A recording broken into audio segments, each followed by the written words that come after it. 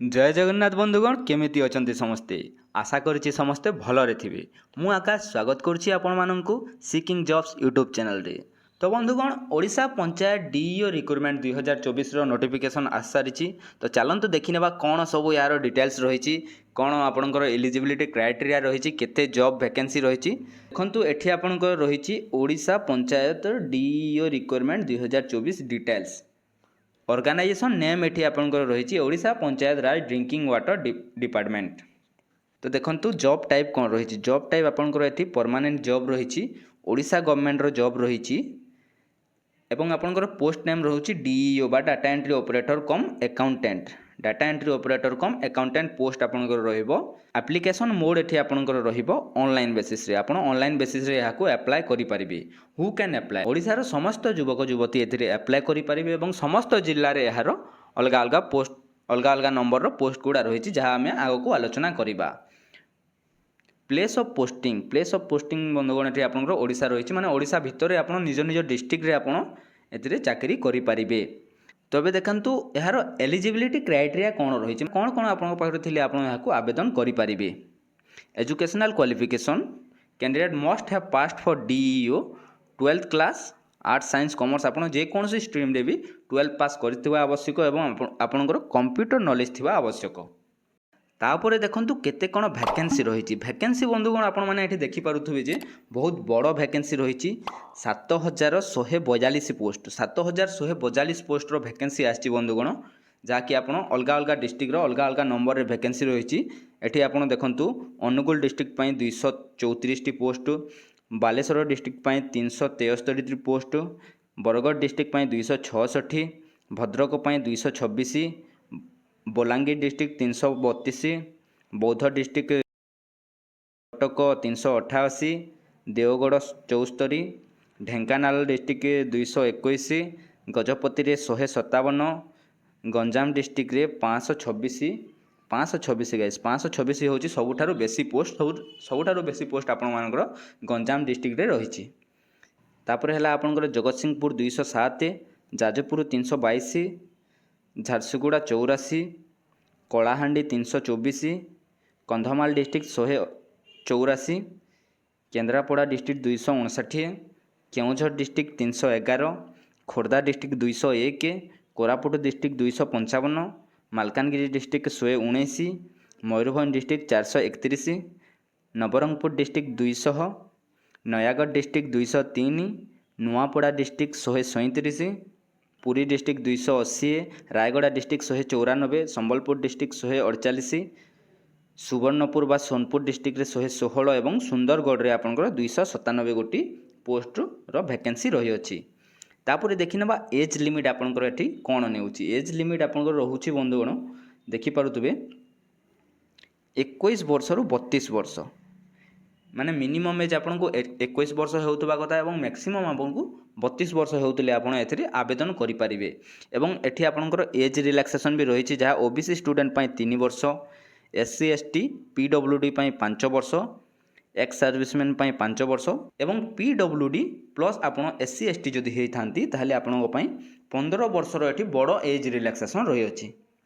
तापर देखिना बात सैलरी कौन रही। सैलरी बंधुगण एठी बहुत बढ़िया रही, जहाँकि हूँ आप 19,900 टंका सैलरी पर मंथ आपको मिल। तापर देखिना बा एप्लिकेशन फी बंधुगण एठी फ्री रही। समस्त कैंडिडेट पई एप्लिकेशन फीटा आपनकर फ्री रही, माने कौन पैसा दवाई पड़ो ना। तो देखो ये आपनकर डॉक्यूमेंट्स कौन कौन रही।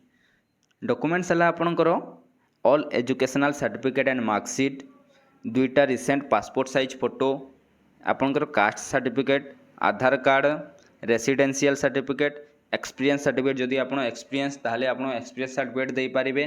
तापर आपनकर बायोडाटा बा रिज्यूम, तापर हैला आपनकर वोटर आईडी, एई सब डॉक्यूमेंट्स आपन को निहाती आवश्यक पड़िबो।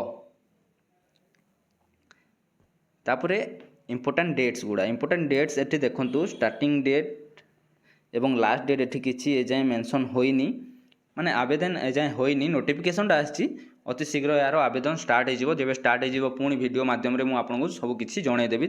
से चैनल टी सब्सक्राइब करके रखुँ एवं वीडियो जदि भल लगुच ताहले वीडियो टी गोटे लाइक करूँ, सांग मानक सह शेयर करूँ। तापर देखंतु important notes Before submit, properly fill the application form and send it to the given venue.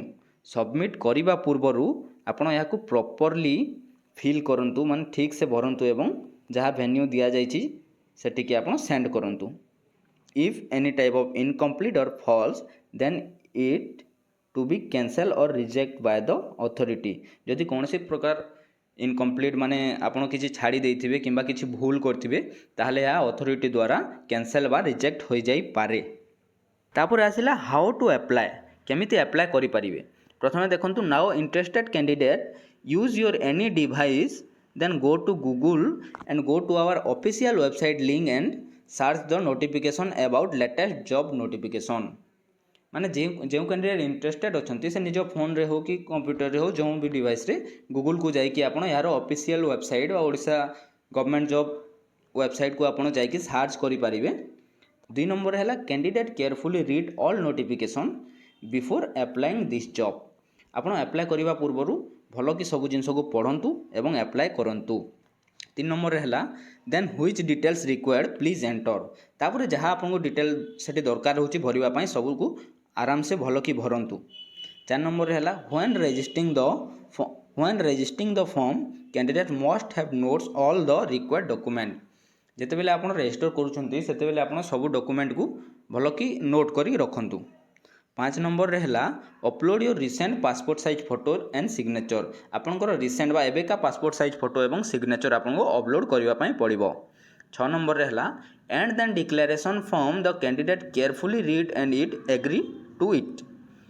एवं आप गोटे सेल्फ डिक्लेरेशन फॉर्म रहिबो जहां आप केयरफुली पढ़ी से एग्री करेंगे। तापर 7 नंबर रे देखंतु इफ फीज इज टू पे देन द कैंडिडेट पे एप्लिकेशन फी। जदि किसी फी लगुच ताहले आपको एप्लिकेशन फी लगिबो। तापर 8 नंबर रे मेंशन कराई candidate can use any online payment method such as credit card debit card through UPI and net banking. आपन credit card debit card UPI एवं नेट बैंकिंग द्वारा पेमेंट करि परिबे।